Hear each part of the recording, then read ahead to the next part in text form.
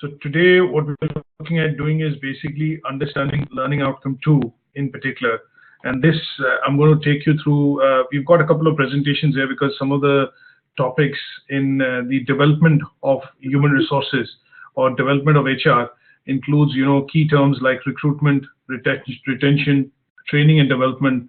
And they also look at, how, the strategy in particular for HR is done by somebody who's in the managerial position, say, for example, the chief HR officer. So I've got 3 presentations that we will go through, but because of the availability of time today, I think some of the slides on the presentation that I'm going to share, obviously I'm going to email them over to you a bit later, but some of the slides, some of the points on the slides are quite self-explanatory. And what I would do is basically ask you after the session to obviously go through the relevant sections to understand in a bit more detail from the ebook, which is on the learner management system. So first, what we are looking at is first concept that we will look at in particular will be the concept of recruitment and selection, and this is something which is not new. So let's start this in a way wherein when you understand what do you understand by recruitment? Basically, the selection or process of getting on board people who are suitable or credible for a particular job, in simple terms, if I should put it. That is correct. So in general, if you look at recruitment in particular, basically what you rightly said is correct. So it is basically a process through which we do shortlisting or enlisting of people or resources for a particular a job role or a job position. And this as a process, it is a simple word when we look at recruitment, but when we look at considering recruitment from a context of strategic resources or specifically for HRM in particular, human resources management in that department, it has a very big connotation in terms of the whole process. So for us, recruitment is a simple thing that I'm going to apply for a job, and obviously the recruitment agency has placed an advert and things like that. But when you look at HR, they kind of see this particular word in a very complex manner because it involves a series of actions before they can really say that recruitment for a particular job role or a vacancy is complete. So recruitment in general, we will come across as a word, obviously in the discussion of learning outcome 2, but there'll also be words like hiring, there'll also be words like resourcing, there'll also be words, keywords associated with recruitment would be words like retention, training and development, and all these, words are interchangeably used depending on the situation and depending on the deployment of human resources within organization. So let's look at a couple of slides to kind of, understand the process of recruitment and why process of recruitment is required. Now, there are a couple of things when you look at. So today, recruitment means you're hiring, staff part-time and full-time. So there are different requirements in, different areas in terms of, let's put it this way, different processes through which HR goes through for recruitment of staff when they're hiring staff for temp positions or temporary positions, as we call them, or part-time positions, and then a different process when they hire them for, full-time positions.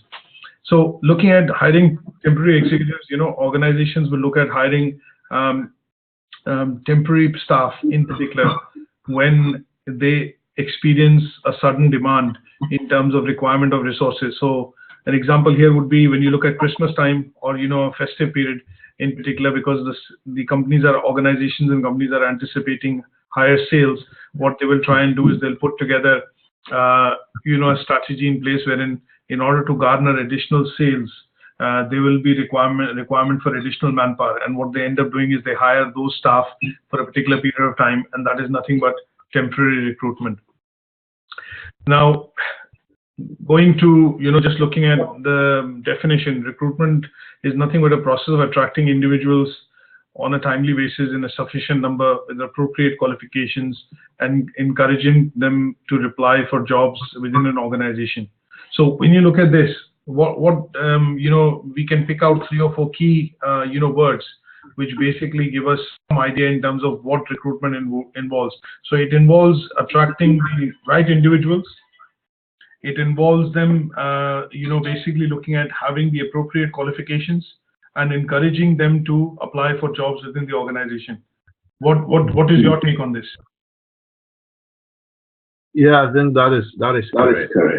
Right, that is correct. So now, when we look at, sometimes you will see that within organizations, in order to reduce fixed overhead costs, because employees, when you employ staff within the organization, what tends to happen is that they become a fixed overhead. That means even if the sales happen, the work completes, the objectives are achieved or not, you still have to pay your employees. So you will see that sometimes companies also look at temporary recruitment because of the fact they want to look at reducing fixed overhead costs. And in those cases and in those circumstances, what we look at is they look at creating a strategy wherein they will look at alternative forms to recruitment or alternatives to recruitment. So this could be one, for example, outsourcing. A current example that we get to see within a lot of UK large businesses is that the call center operations are outsourced to English-speaking countries in the Far East. So you look at Vietnam, India, Philippines and things like that. Sometimes you will have, alternatives to recruitment being contingency workers. So this is a situation that you get to see normally in professional organizations wherein, for example, teaching. If a teacher is called in sick, then the school will try to make an arrangement in terms of that contingency by, speaking to an agency to get a supply teacher to cover that role for that day. So some of these things, are employed by HR in particular to look at alternative forms of recruitment because they want to reduce the fixed overhead costs.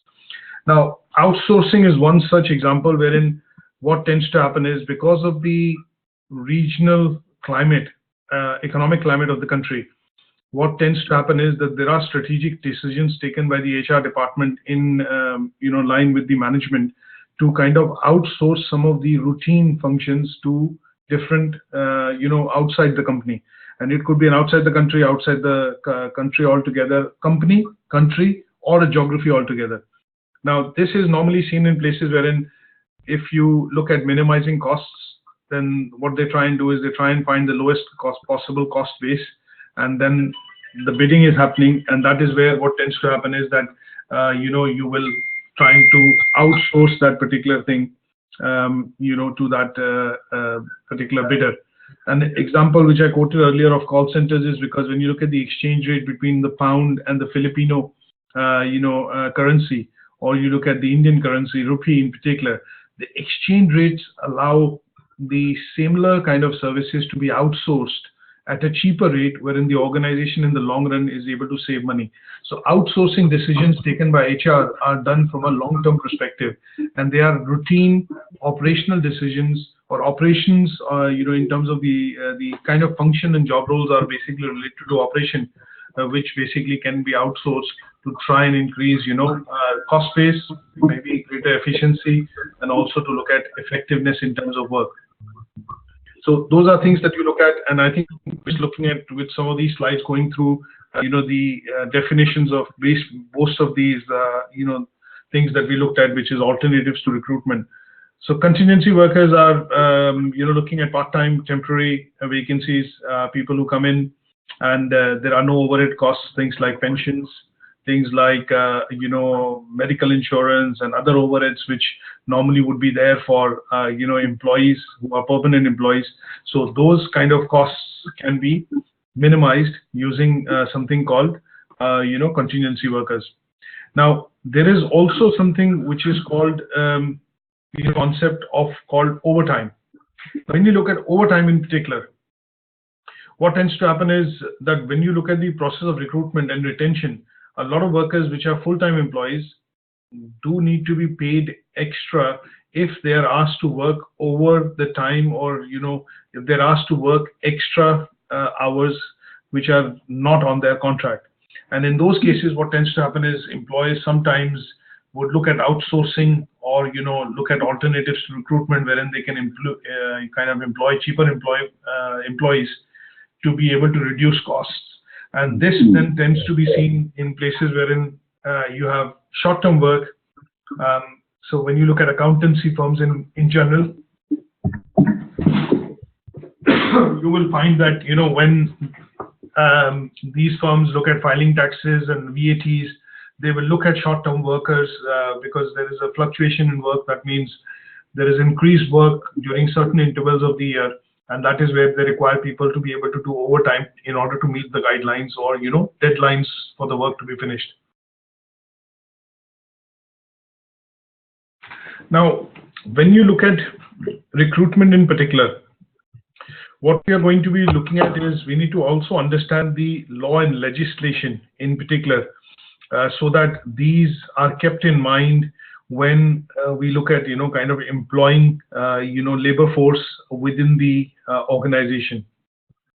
And when we look at that in particular, what tends to happen is that you will get to see that there will be, you know, laws like Equalities and Diversities Act, the Discrimination Act.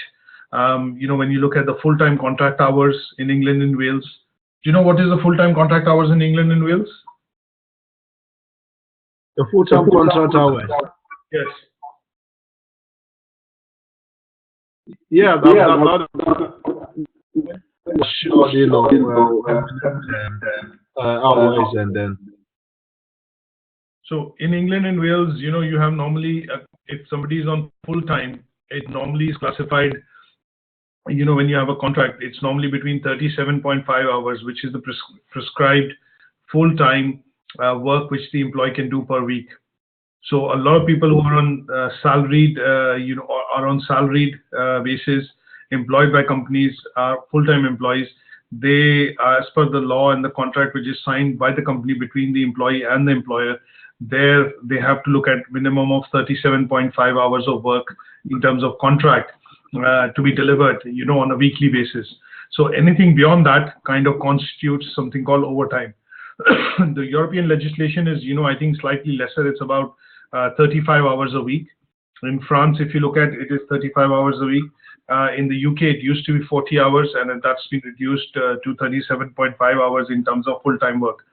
So anything, you know, when you look at small businesses, anything which is over 25 hours is considered that you have full-time work. Anything less than 25 hours, usually 16 hours or 21 hours, is considered that you are kind of working part-time, because if you do the calculation and the maths, it's roughly 7 hours a day that you can work between 9 and 5, 1 hour for your lunch break or, you know, your breaks in the middle. So typically that works out to be about, you know, 7 to 8 hours a day in terms of work for full-time work. Now, when we look at the recruitment process in general, there are lots of things which affect recruitment. Now, we study the effect of, you know, when HR department plans recruitment as a process to recruit, say, a number of employees. Example here could be Tesco is opening up a new store. And in that, the HR has to recruit, say, 60 to 70 employees at different positions with different titles and different hierarchy within the structure of the organization.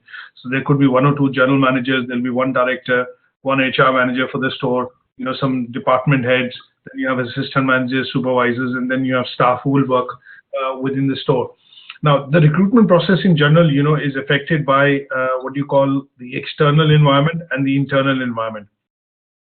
So what do you think could be the external environment, if I ask you this question? External factors in particular which affect the recruitment process. Can you think of any external factors? Is that not going to relate to like the qualifications and then if I see? Yes, you're correct on that. So external factors, you know, which kind of constitute the external environment would include things like, you know, the number of, basically what this would mean is that the factors which affect directly the recruitment process for that company. So in this case, it could be things like salary or wage level, which is prevalent in that area with regards to their competitors, if you look at.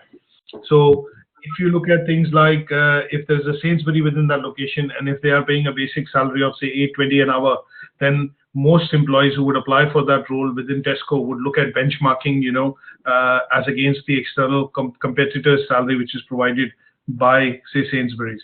So external factors would be things like qualification, things like recruitment agencies, things like the wage, and the hourly wage rate, or things like that.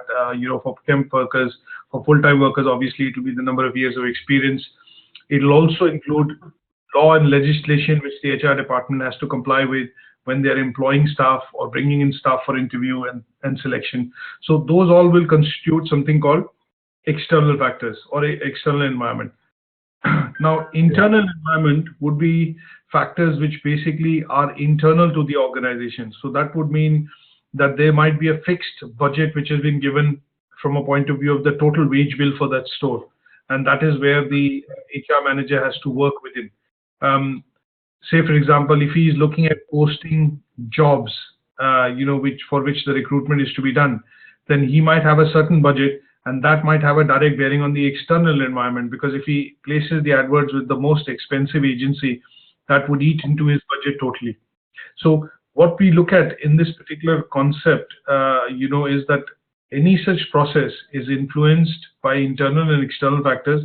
Internal factors are within the control of the company and are directly related to the operations being done by the HR department. But the external factors in general would be the ones which will be affecting it from an outside perspective. And that could involve, when we do pestle analysis, so it could be political. Some of these factors could be economic, which is the competition, wage and salary for a store within that area. It could be technological. That means some of the employees might not prefer to work within the store because they are not familiar with maybe the advanced technology and tools being introduced.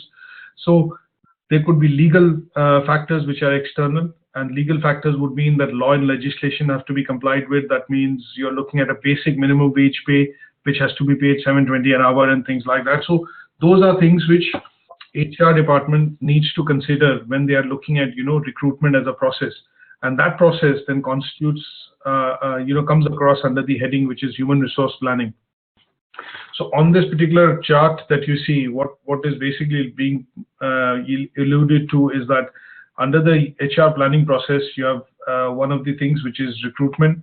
And sometimes the HR planning process can look at alternatives to recruitment. So there are sources which they have to consider, which can kind of affect the recruitment process, both from internal and external point of view. And then finally, when they are able to shortlist after job interviews, interviews for the position, they are able to shortlist individuals, then that individual is considered to be, there is a successful outcome at the end of the process, which is nothing but recruitment. Now, there are other things that we will briefly go through. For example, what are the sources of recruiting and what are the methods which HR looks at for recruiting? So these are things like you consider placing adverts, and those then provide you the, kind of the CVs which come through, and then the methods potentially which the employers would employ to go through the process of selection would be considered something called the recruitment method.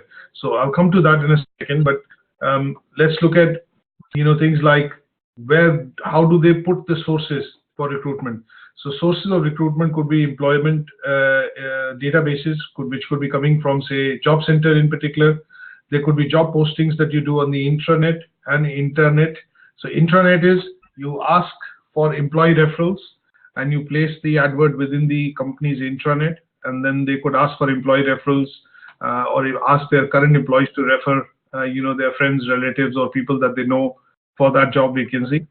When they place it on a job board or a listing, it be done through the internet. And sometimes companies do post the jobs, on other sites with recruitment agencies, the Job Center, and also the online newsletter if they have, in some cases, companies like Tesco have one. So if you go to the store, normally most of these stores have a local newspaper in which, job listings are advertised, or there's a notice board that they form in the store itself, wherein they say, okay, we have current vacancies and things like that. Now, some of the slides self-explanatory, so not going in detail. So, for example, job referrals, what does it mean? You will basically look at placing the vacancy within the company.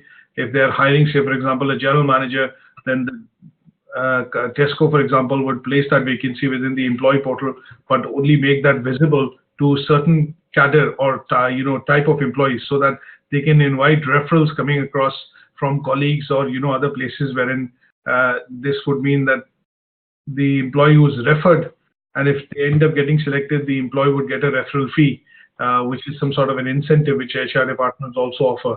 And then in some cases, it also helps them to build a database of CVs internally within the organization, because this seems to be a very low cost and efficient method to be able to do selection of the best selection of employees, by making the opportunity available to internal staff, or the staff who's already working with the company, to try and recommend people who can come in and do that, or take up that job and come and do the role.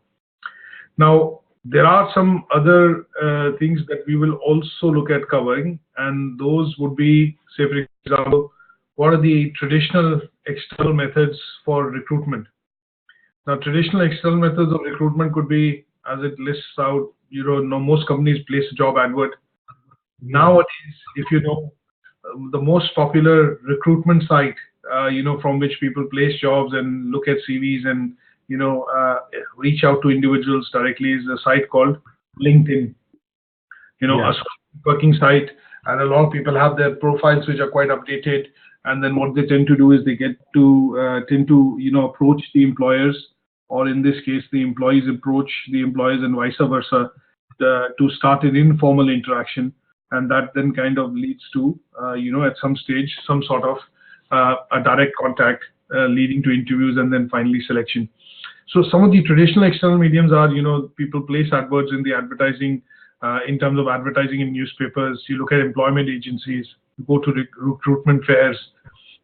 There are firms which specialize in recruitment of senior management positions, which are called the CXX positions. So Chief Marketing Officer, Chief HR Officer, Chief Information Officer, CEO. Those kind of things are normally done through the executive search firms. So these firms headhunt, as they call it, the individual with a particular job specification at a pay scale, and as per the requirements given by the HR department. So these are some traditional mediums through which you can look at recruitment, and I have an individual slide basically taking each of them slightly in a bit more detail, putting some more words in terms of basics, which we can look at, which I can look at, I think, when I email the presentation to you. One of the things that we look at, I think when we look at legislation. Now, there are 3 or 4 key legislations that we look at, when we do employment, recruitment, or when most employers actually do recruitment for employees. And there are these key legislations that we have to look at, which have to be included within, what you call the employment contract. And this is something which is covered under something called the employment law. Employment law basically defines the basics of things which the employee should get from an employer in terms of terms and conditions of the contract. Certain key things like data protection policy. That means some of the details of the employee have to be protected and can only be accessed by certain type of employees within the organization. What are the holidays, entitlement, working hours, pay, health and safety regulations, and other statutory rights, like if you are recruiting somebody now in terms of, say, lady, then, or a female, say for example, if you're recruiting a female, then in some cases when you look at recruitment of ladies or female, you will look at clauses like the maternity clause. But now, because of the new legislation which was introduced, add on to this is that fathers can also take paternity leave, as they call it now. So those are things which are called perks, which have to be taken care of when they look at recruitment. Diversity, discrimination, things like an equality policy, which most employers have now, that they do not discriminate between the recruitment for men and women. And what they will look at is they will give equal opportunities to men and women to be able to apply and get into that particular role.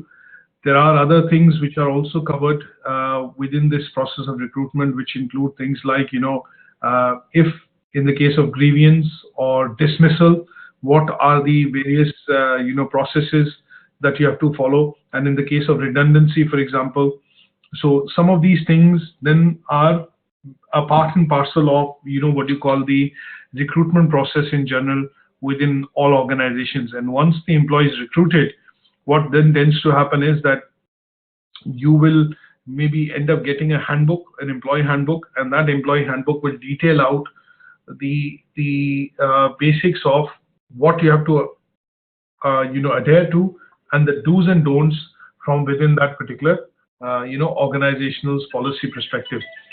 So these are things that we have to look at in particular, for the recruitment process within the organization when we look at strategically planning, human resources.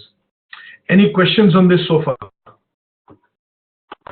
Yeah, I think it's fine. Well understood. Yeah. Okay, good stuff. Now, what I'm going to do is look at the second bit of presentation, which is, looking at something called retention.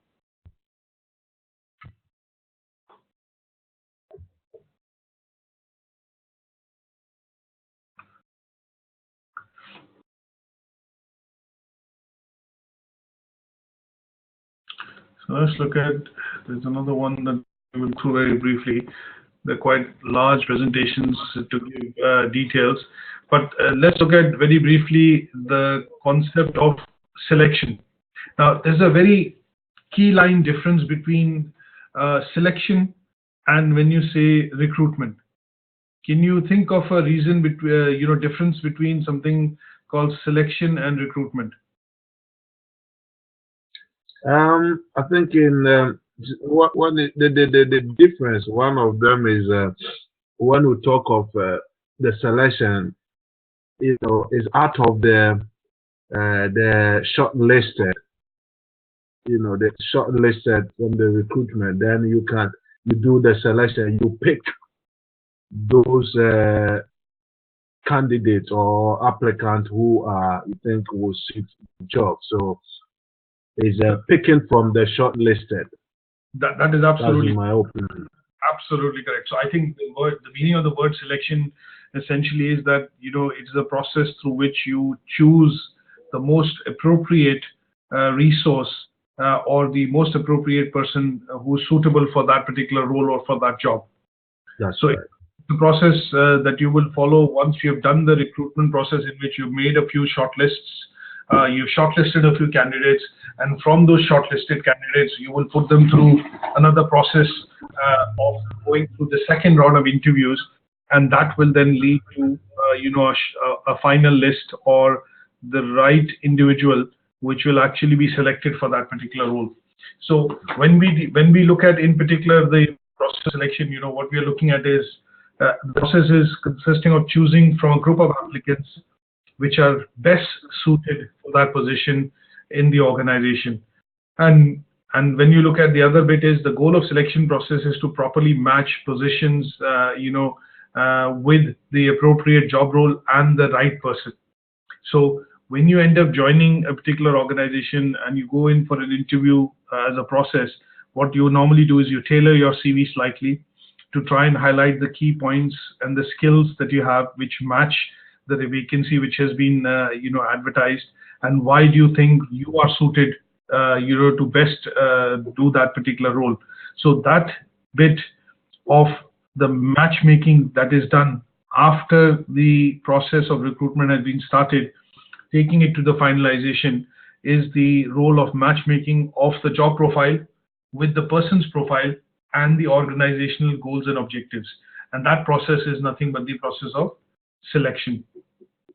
Now, what it has been seen from research is that top performers contribute anywhere between 5 to 22 times more value to companies than average or low performers.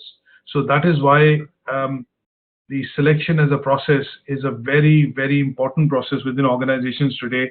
And a lot of organizations spend a lot of time, after the shortlisting done, after they receive the CVs and the covering letters, they put a lot of time and emphasis on going through the individual, profiles to be able to best match their skill set and experience and the transferable skills for a particular role, which they feel, will take it further in terms of the person joining in. So at times you would have seen that when you apply for a job role, what they also do is they ask you to undertake certain psychometric and objective based tests, so that they try and also not just match your skill set, but also try and match your personality and your attitude and a couple of other related factors to be able to see that would you fit in well with the overall goals and objectives. Would you fit in well within the culture of the organization, and also would you have the right qualities to be able to constitute and contribute towards the achievement of goals and objectives of the organization. So this process is also very important, and we see, as people who are in different departments see the process of recruitment and selection as a single process.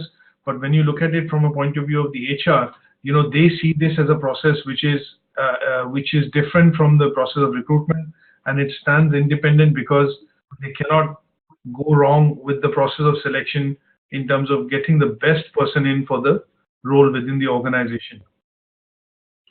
Is that okay? Yeah, that's good. Yeah. Okay. Now, there are some of the other things that we look at which happens within the process of selection is that the HR will also, you will see that at times, the first level of interviews typically happen with the functional manager. So, for example, if you're employing somebody within the engineering department, then the functional manager or the person who's within that relevant department will end up interviewing the person. And there might be subsequent interviews with HR and other people within the organization. So it is done to basically look at getting different opinions from a perspective of the the profile of the person, the personality of the person, the job experience of the person, and the person's skill set, so that they are able to make a very favorable decision. And that decision kind of happens on a consensus basis because they are able to examine the candidate and his CV and his experience from different aspects of how they will interact and work within the department, and work within the different employees or different peers within the department of that employee of that company. So the selection process looks at other HR functions, which could be things like, sometimes a typical example here would be that you're recruiting, say, for somebody who's in business development, but they will also look at other HR functions, things like, do you have telephone manners or etiquettes to be able to do some bit of telephone calling? Do you have any relevant experience or skills on the marketing side, wherein you will be able to use certain softwares or certain pieces of application software which are present in the company? So they look at other functions is because they want to make sure that the person comes in with the right knowledge within the particular role for which they are being recruited for. And you will also see that sometimes, what happens is the HR does advertise vacancies, and they find more than one candidate suitable for that role, but they can only select one at that point in time because of the vacancy. So what they do is they put that CV of that candidate into a pool. That means should another vacancy arise in future, they do not need to repeat the whole process of recruitment and selection, but they can pull out that CV in the pool of successful applicants to be able to bring them on and kind of speed up the process of recruiting somebody for that particular role. Is that okay? That's cool. Okay.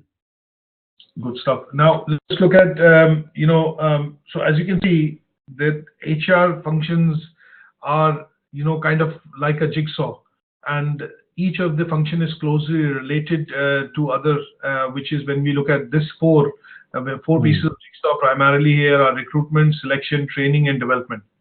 Sometimes what tends to happen is that when you recruit employees and they're working well, but if there is a change in technology which is introduced, or for example a change in circumstances which happens, that does not mean that the HR department or the company would actually shunt out the employees or make them redundant.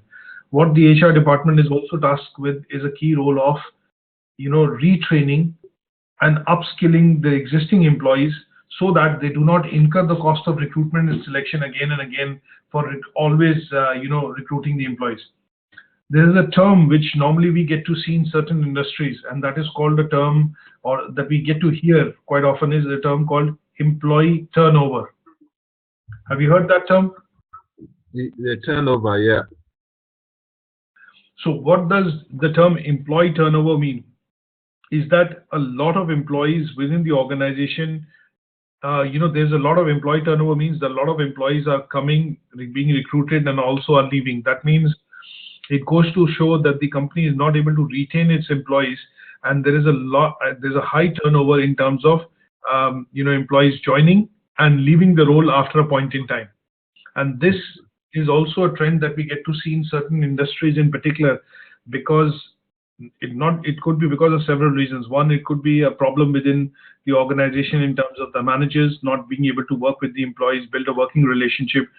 It could be because some of the jobs that the organization has these employees performing are quite mundane, and employees, if they do not get something called a job diversity or a diversification, then they end up leaving because they get bored with the job, or the job does not provide job satisfaction. So you will see employees within call center, they do not work work in a particular place for more than 6 to 8 months, because the job is quite mundane. It is a job which basically people get quite bored quite quickly with.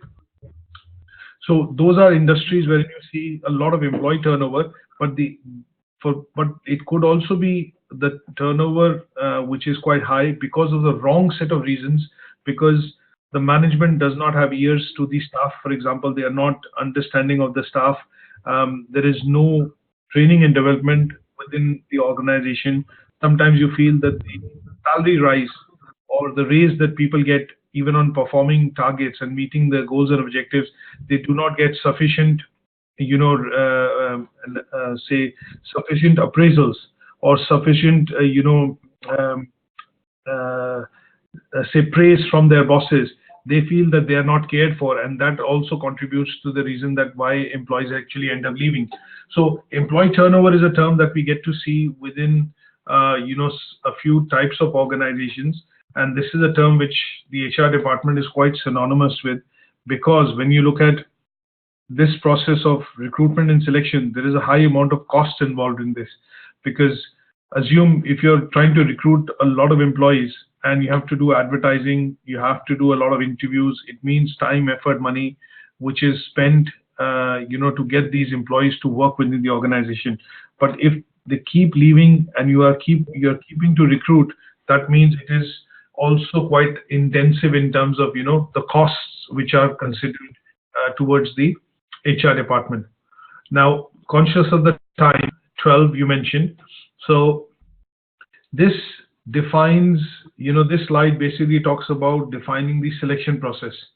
So as you rightly mentioned earlier, and what we discussed is that after the shortlist has been done, what we do is we basically go through a process, and that process is nothing but the selection process. So there will be some preliminary interviews. You would look at doing some selection tests. After the selection tests and the preliminary interviews are done, you have interviews with the line manager or somebody senior enough in the organization that you're going to be working with. And then once that is done, there is reference or background checks which happen. Sometimes you are asked to give 2 references, one personal and one professional reference, and that is to check that if you're changing your role or leaving an organization, you do not leave because of any other reasons, but reasons which did not damage the reputation or the prestige of the organization that you're coming from. And then once that is done, in some cases you're asked to undergo a medical examination as well. So when you look at jobs within the armed forces, for example, Army, Navy, and Air Force, you look at jobs within the sectors wherein it is critical for you to have good health. Then in those cases, there is also a physical examination or a medical that you're asked to go through. And once you're done with all this and you go through that successfully, you then are recruited and you become an employee of that organization. At any given stage, if you are not able to meet the requirements, then that leads to something called rejection, or saying that, thanks for coming in and, doing the interview and taking the interest in joining the organization, but because of such and such reasons, we do feel that you are not suitable for this position. So the process of selection, now what has happened is in these slides, subsequently what we've done is, we've looked at defining some of these things in a bit more detail. When you look at the process of selection, a lot of recruiters basically go through keywords or keyword search, as we call them, because if they are advertising a particular vacancy, say for example business development, and they don't get to see words like account management, networking, the ability to be able to speak on the phone, face-to-face interactions. What tends to happen is when they use softwares or they scan the CVs, these keywords, if they're not seen in a particular CV, the candidate loses out, in terms of being shortlisted. Have you heard about that? What was the word again? Sometimes HR managers, if they get a lot of CVs for a particular job profile, what they do is they do a keywords scan. That means if they are looking for a job advert, somebody coming in and joining, say in the business, say development side, or as a business development manager, then their CV, in terms of the person who's applied for, needs to have certain keywords which they look out for when they do the shortlisting or the selection. And those keywords could be things like if you're joining a role in business development, that means you are aware of things like account management, networking, you're aware of things like telephone calling, you're able to do face-to-face meetings, in terms of your present, things like that, Yeah. So if you do not have these keywords in your CV or resume as they call it, you tend to get left out, from the process of selection. Now, process of selection, also involves certain tests, and in some cases, when you're applying for positions, say for example, you're applying for armed forces and you want to become a pilot, then what will happen is they'll put you through some tests wherein they check your mathematics, the decision-making process, and how quick are you in terms of, certain abilities, in terms of reaction time, your senses and things like that. So those are things which they are, which are important in particular for those roles. You look at personality tests, which a lot of companies now employ because they want to get the right person with the right temperament, the right traits, and the attitude to be able to join the position. And these are tests which you get to see, which are normally performed at the higher level when they're recruiting, people for senior positions.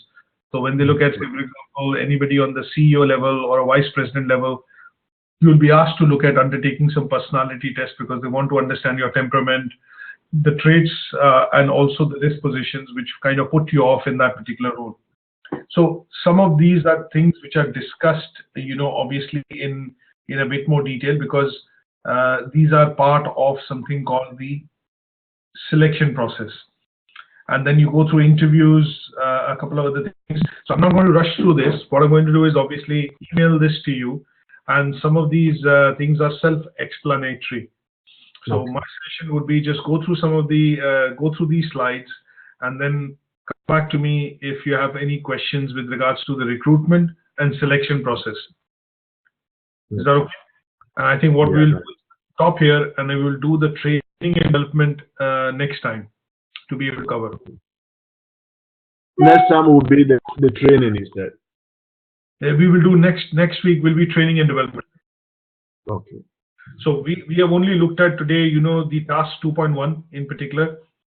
Okay. Which that is recruitment and selection. Yes.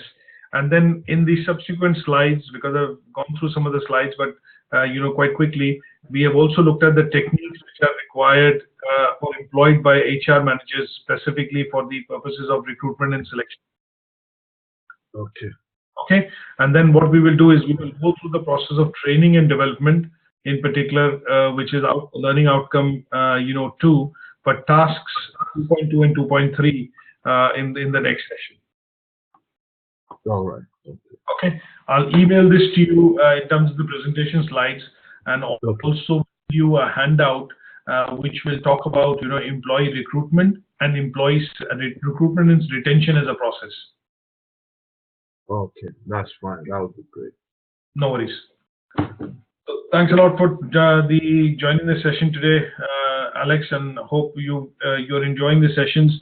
I would love to get some feedback in terms of, if there are any suggestions or any feedback that you have with regards to the delivery of some of the sessions or the material that you need to be able to start looking at, some drafts for assignments for the units that we've covered, so that I can try and send them to you, as soon as, and then, while you're studying and the material and, the topics are fresh, obviously the suggestion is to try to build some sort of a draft assignment so that you are able to, attempt it while the topic and the discussions that we are doing are fresh with you in your mind.